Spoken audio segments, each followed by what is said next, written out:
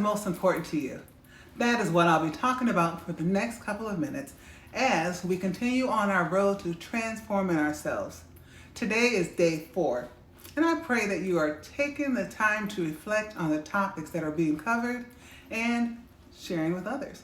So, as you may know, I am Dr. Michelle Turner from It's Our Time Now.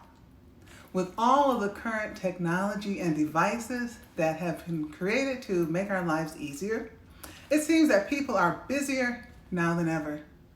How many times have you said or heard someone else say, I don't have time for you fill in the blank?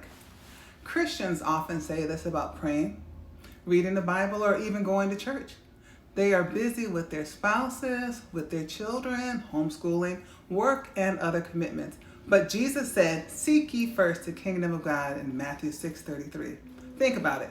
If there is the first, then there's usually a second, third, etc. This is to say that spending time with God should be our first priority. God never said that you should neglect your other responsibilities, but He should be first. Now, I personally like to keep my study materials on my nightstand so I can grab my Bible, my journal, or my phone to read the scriptures or listen to a teaching podcast before jumping out of bed.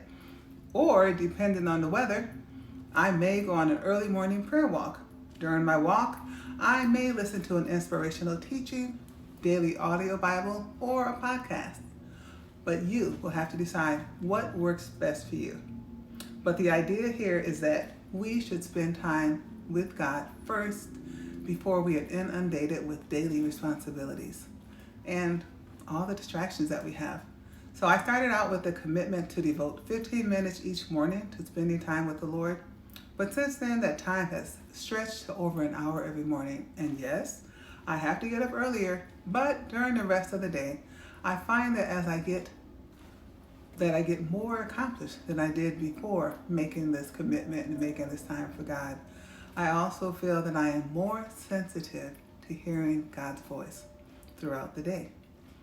And so when I first spend that time, those first moments, it's easier to me to hear from God. So some things to reflect on as you go throughout your day.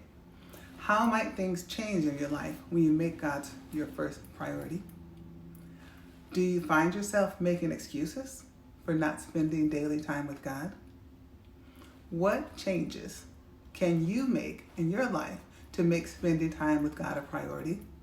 And how do you think your life would change if you started setting aside time for God, or even more time for God? So think about these questions today, and remember, it's our time now.